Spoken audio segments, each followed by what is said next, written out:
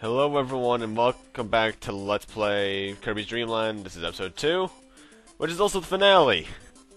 Starting off here in Rumbly Clouds, this is probably the hardest stage in the game because it's full of bottomless pits, as I've purposely showed off there.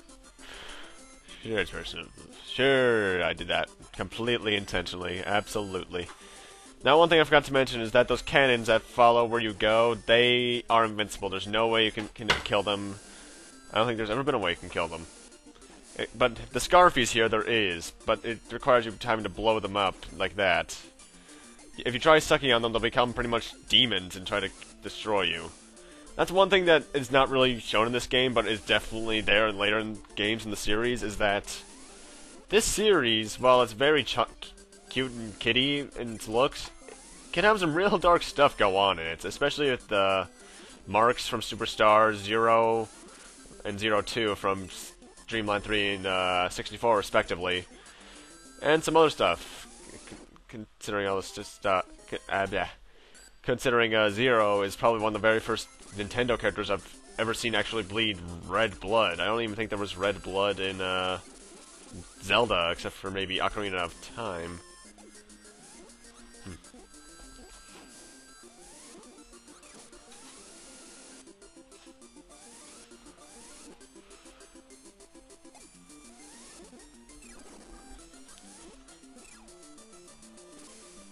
Now, what's very odd is that knight guy right there, his name is actually Mr. Kibble for some reason. I don't get that. Then again, some Kirby names just make no sense.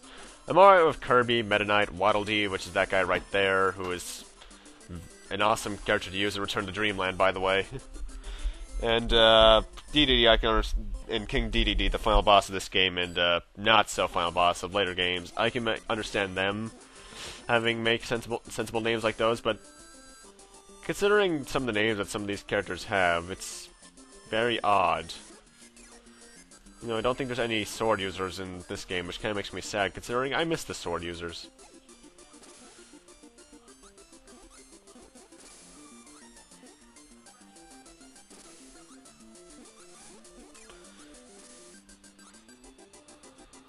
And the Scarfies self-destruct after a while, by the way.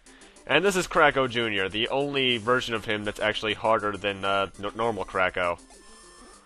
He'll shoot out Waddle Dees, which is kind of dumb on his part, considering that's the only way you can actually hurt him in this version of the game. The Super Star Remake, you can kill him with your abilities, but you don't have those at this point, so yeah.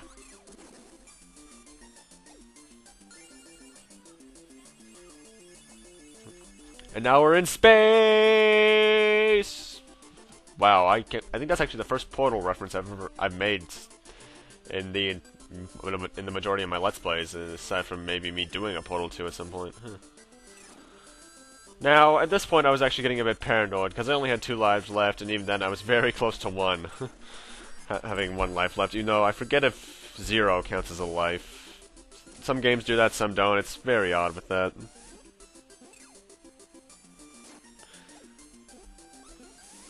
Thank God I wasn't playing Mega Man there, or else I would be dead by now.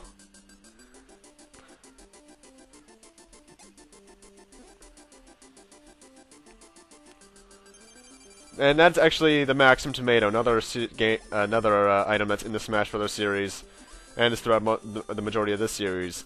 It's usually the item that fulfills the majority of your health, and I actually forget if there's something down to the right there, but I don't really want to tempt fate. And we got the super spicy curry again, but just mash B, you'll get through this section painlessly.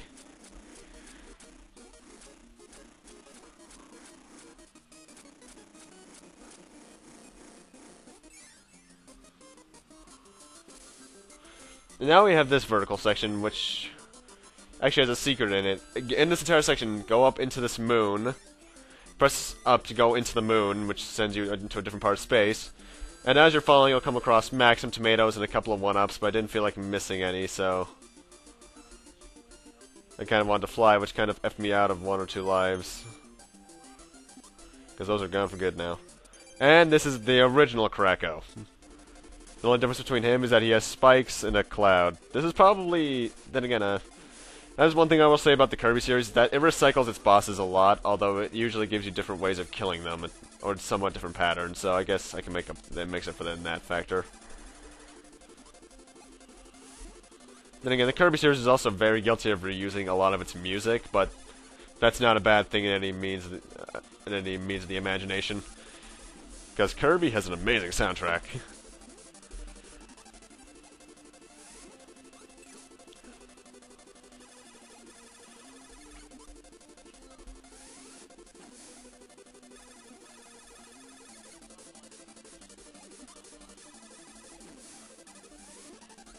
And I was actually very paranoid at this point in the fight, considering I had one...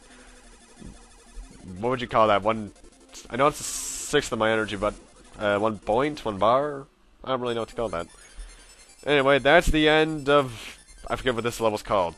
Bubbly Clouds, I think. That's the end of this stage. Now it's time to head over to the final stage, Mount DDD. Which has this game's version of DDD's theme, which is an amazing song. Too bad it's only really the first half of it looped endlessly. Because at this point they didn't have the second half made. Now, normally with games like this that have a boss rush, believe it or not, yes, this game has a boss rush where you have to go through to fight all the first bosses again, but if this was a game like Mega Man, I'd be fast-forwarding, but for one thing, this game's short as it is, but there's also sections like this where you have to get to the boss, and there's usually like Gordo blocking the door, so what you have to do is touch your clone, I guess that's a clone, I guess, which eliminates the Gordo. And then you just have to refight the enemy, the boss, which doesn't take that long overall, considering these bosses, while they're harder than normal enemies because they take more than one hit, they're still pathetically easy.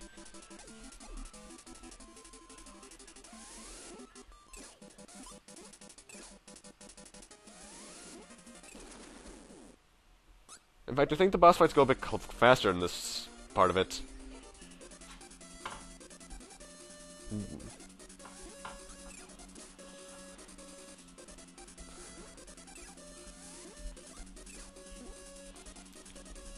To be honest, I do gotta wonder, what are these Kirby clones doing? Because they're just doing some weird animations.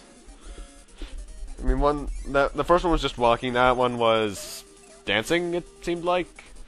I forget what the next one does, and then the fourth one is flying in midair, somehow staying still, because I think it's fairly difficult to stay still as Kirby, at least when flying. Because the Kirby series, while it allows for infinite flight a majority of the time aside from Kirby 64, it's pretty hard to stay still when flying. You're usually trying to mash the jump button so that you're gaining more altitude as you go. It's something that never really made a good amount of sense to me. But really, these are just pretty much abridgments of the original stage, so that you can at least know what you're, whether it's supposed to be like a satire to itself, considering this is supposedly a grand adventure. I'm not sure. Although that does look like vampire fangs there. I'm talking about the spikes, of course. You know what, that's one thing. I don't think a lot of the enemies in this game aren't brought back later on, especially those little guys in the shells, aside from the Superstar remake of this.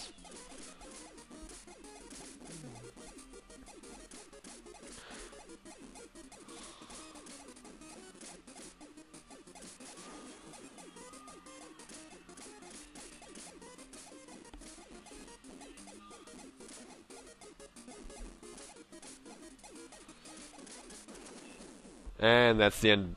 Actually, I know Krako here is this boss fight. This boss's name, and that Lolo and Lala are the second boss, and that Wispy Woods is the first. But what's the name of that third boss, the Blimp? I'm surprised I haven't learned that yet. And now it's time to fight Krako for the last time for this game, because I think he's in practically every Kirby game aside from maybe 64.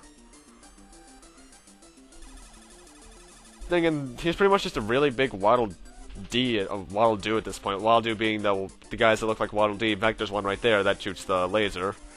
But in later games, I wish he had his pattern from later games, because it makes more sense to him, because As you can see, he looks like a cloud. In later games, he'd be given thunder or lightning elemental attacks, which makes a lot more sense.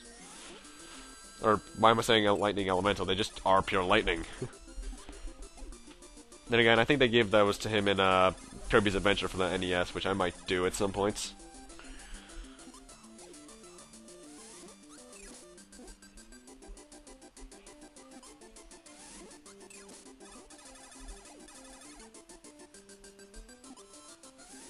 And that's the end of the boss rush.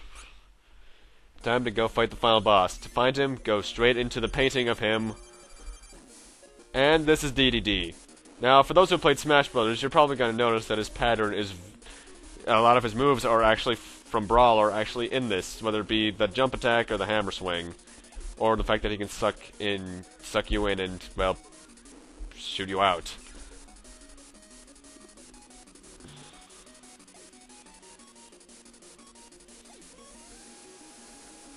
Actually, I just remembered, as you can see up there in the painting on the background of DD or picture, see that little thing in the bottom right? That's him pretty much giving the victory or peace sign, whichever one you want it to be.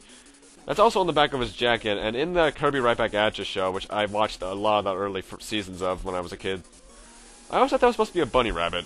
I'm not sure, because they didn't really tell you that it's him doing the victory sign. But anyway, DDD as a boss, while he has the most HP out of anyone in the game, he's still very easy. Then again, this entire game's pretty easy, so I shouldn't really be talking. You really should be careful, especially with that hammer attack, because it's harder, it's deceptive, because it has a lot more range to it than you'd think it was, and he swings it down a lot faster than you would think.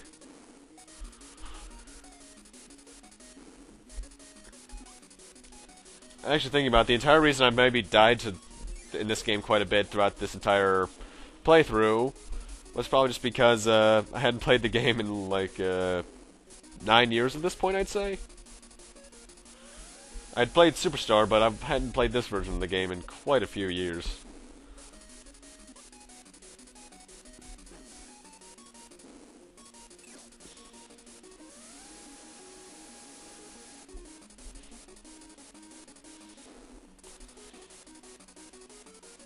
Actually, one thing I just remembered is that DDD, when he's in Brawl, if I remember correctly, he's actually voiced by Sakurai, the guy who makes this series. I just remembered that.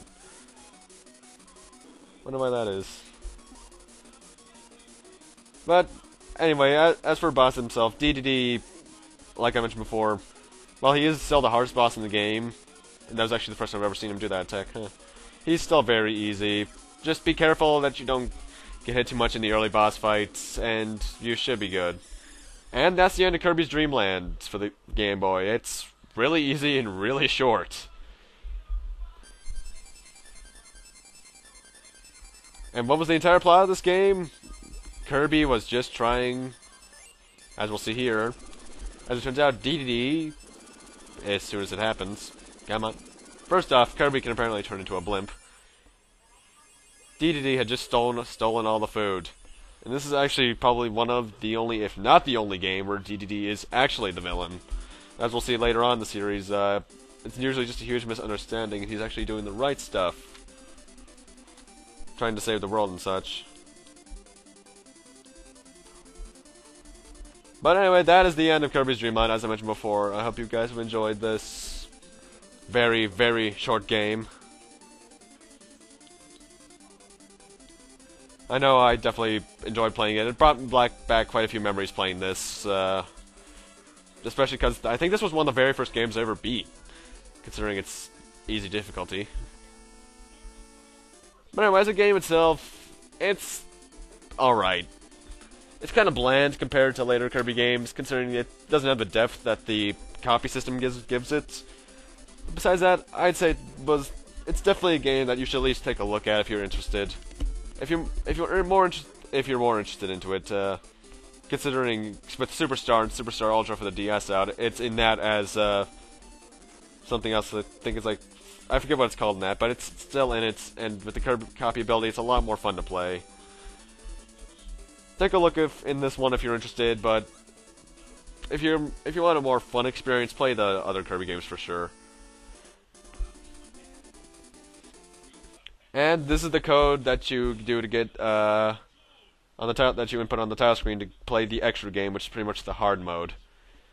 But I'm going to have to end this off here with DDD looking like a very... Well, I don't even know how to describe DDD right now. Thank you guys for watching. Rate, comment, subscribe, all that kind of stuff. And I'll see you guys next Let's Play. See you again.